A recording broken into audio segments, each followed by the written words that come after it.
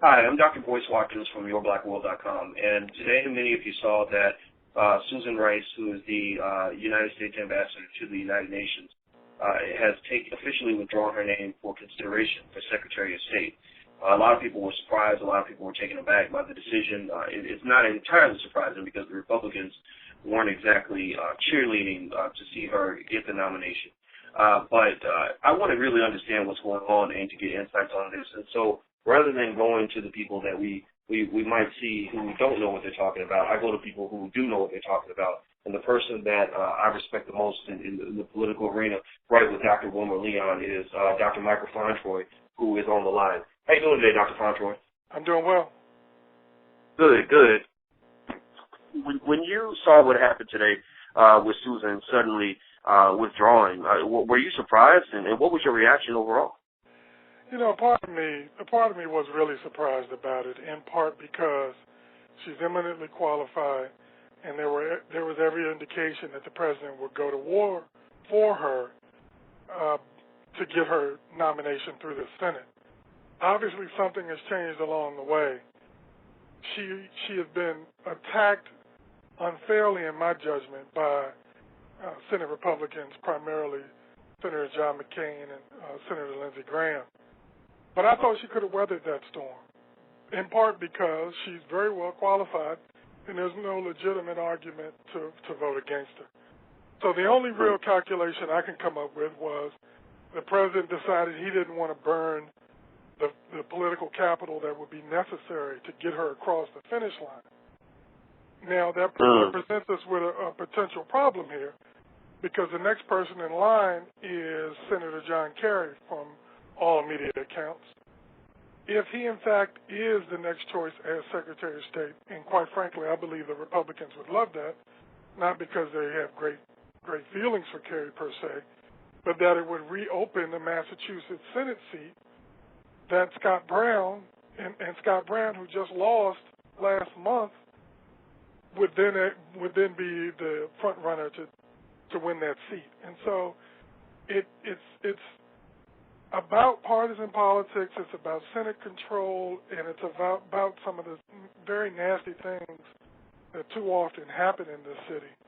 And it's like an onion. As soon as you peel back one layer, you see there's something else that has to be dealt with as well. Wow, that's really interesting. So, you know, in your expert opinion, of course, I know you may not know all the facts on this, but you understand it probably better than most of us do. Do you think that the shortcoming on this, it takes at least two people to tango, sometimes three. Do you think that the short circuit in her moving forward was driven by something going on with her, maybe something that she didn't want to have to deal with, something she didn't want to discuss, that it was her decision? Do you think that the president was behind it? Or do you think that, what do you think happened in terms of who actually led to them just pulling the plug on this whole thing? Well, I do not know Ambassador Rice. I know people who know her. And she is eminently ambitious. Remember, she served as UN ambassador toward the end of the Clinton administration. That job historically has been one of the prime sort of hand stamps, if you will, toward a future Secretary of State. She is known for 20 years, well, let's say 15 years, that she was on the track to become a Secretary of State. So I'm certain that she has conducted herself accordingly and has no skeletons or anything like that at this late stage of the game would be a problem. So I can only assume that it's political, and that, at some point along the way, either she said, Mr. President, I want this job, but I don't want it so much that it's going to continue to cause controversy. And, so there we have it. Now, having said that, that doesn't mean that she won't get another shot at some point down the line. Things change. Things happen. And let's say Senator Kerry is appointed to become Secretary of State. You would expect him to complete a 4-year term, but you never know. And so it's very possible that she could still end up as Secretary of State. Now, let me just add quickly this one point. She is certainly young enough so that if another Democrat were to become president, that she would still be in the game to become Secretary of State. So from a purely sort of long view perspective, she's still young enough where she could come back at some point along the line and get that job. She's not even 50. And so she has time. She has time. And it's better to bide your time, again, even though I know she doesn't want to, than it is to go through some really nasty fight now. And you may win, and then the question becomes, well, what have you won? Very interesting. Okay, so my last question for you, and then I'm gonna let you go because I know you're very busy. And for anybody that knows that this audio is not is a little less than perfect, they have to realize that we are on a telephone. But you know, I believe in quality over quantity. So you know, this brother's opinions are so important. I want people to hear the legitimate and reasoned and knowledgeable point of view. You know, from your perspective, you know, politically, how do you feel about Susan Rice as Secretary of State? You know, what kind of Secretary of State would she have made? I know we all agree, it seems, that she's qualified for the job. But what kind of Secretary of State would she have been, you know, politically and in terms of how she conducted herself on the job? That's a very difficult question to answer. Rather, I would say a few things though. One, she knows all the players around the world. Many of the players around the world at that Secretary of State level had previously served in the United Nations. So she knows all the players.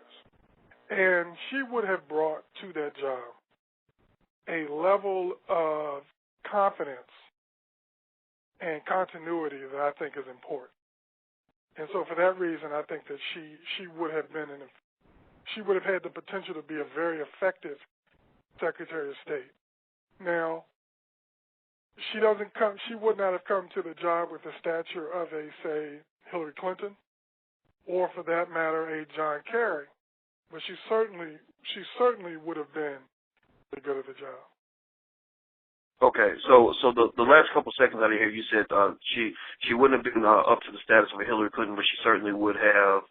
No, she would not have.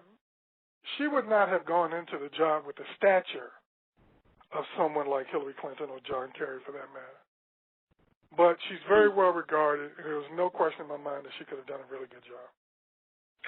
Very interesting. Well, you know, I think based on that analysis, I probably am similar to a lot of people listening that I'm sad to see her walk away from the opportunity.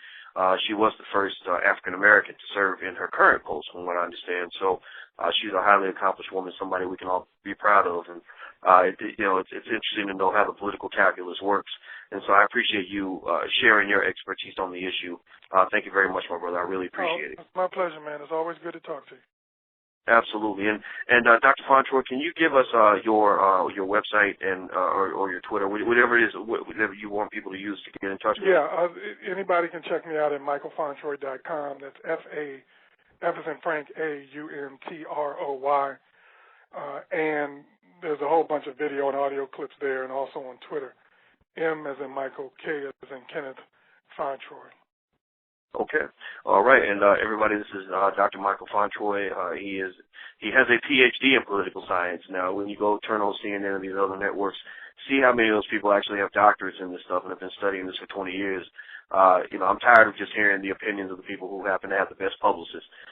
You know, Dr. Fauntroy and Dr. Wilma Lee are the two people I go to when I really want to understand how politics works, because I'd rather have the truth than to have something that might seem a little flashier at the time. I don't know. So until we meet again, please stay strong, be blessed, and be educated. We are gone.